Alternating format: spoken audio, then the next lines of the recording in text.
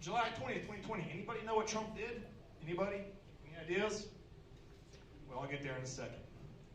But that's a day that's going to live on in infamy, just like the Japanese at Pearl Harbor, because Trump did something no other president has done. On that date, President Trump besmirched the Oval Office by trying to peddle Goya beans, using the power and prestige of the Oval Office to move an inferior bean product. He lost the support of all Americans who make up the bean nation. Because real beaners recognize false bean prophets.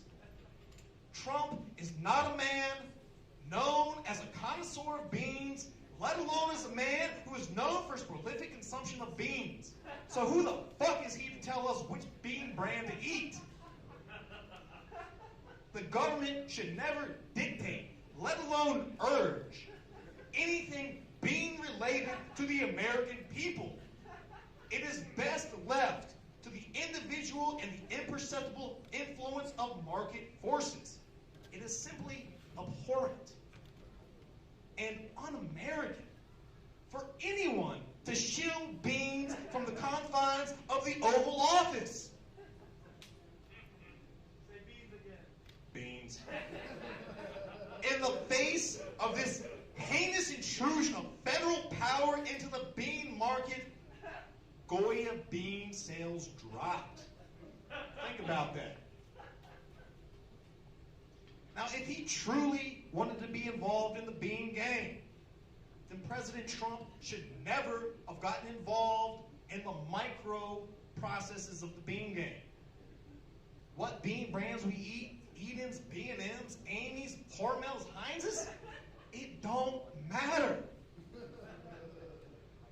Forgot my train of thought, I'm sorry.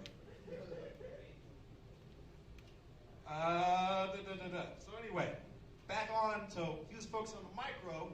The only thing related to beans that President Trump should have been pursuing was on the macro level of the bean game. Now, what did President Trump do for beans in America?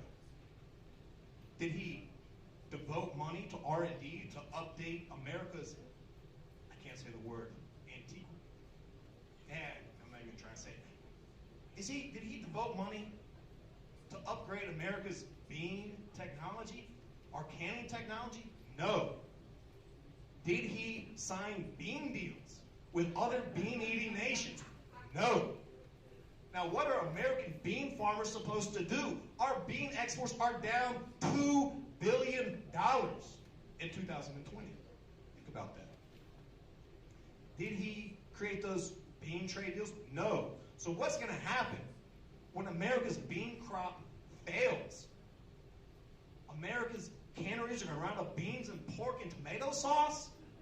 What the fuck? That's not the America I know. It's not the America I want. So anyway.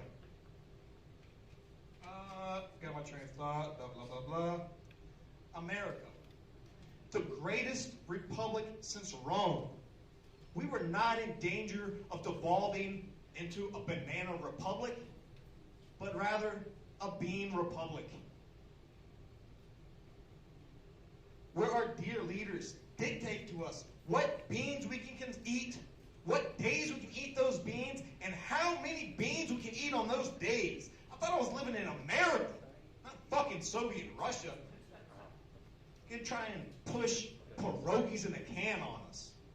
America's not a pierogi nation. We have been a bean nation. We are built on the bean. We were dedicated to the fucking bean. And I'm not trying to shit on pierogies, because I believe in America. Pierogies, though, get the fuck out of here. But think about this.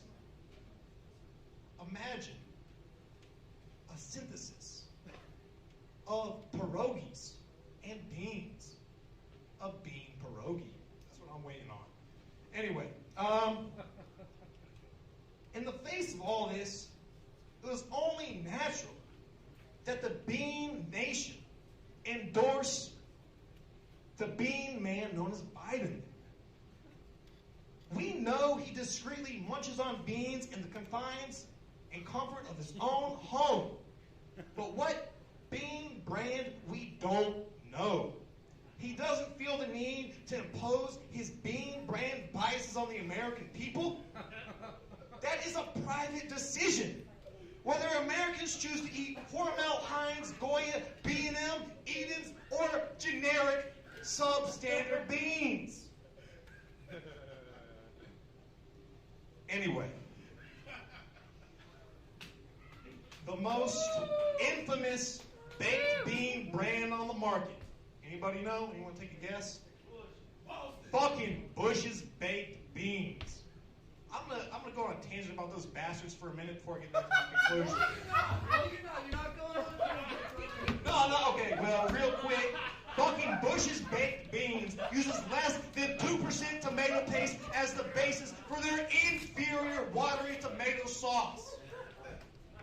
Van Camps. They are the gold standards of the bean game, with hefty chunks of salted pork in every can. They got a sauce so thick, because I'll tell you this, Van Camps, I've done the research, this is a fact, uses over 2% tomato paste as the basis for their sauce. Van Camps, they're cutting, I'm sorry, not Van Camps, fucking Bush's is cutting corners, they're down to less than 2%. One sec, I'm going to wrap it up real quick. The Rolls Royce when it comes to pork and beans, with hefty chunks of salted pork in every can, and a savory sauce thicker than a bowl of oatmeal.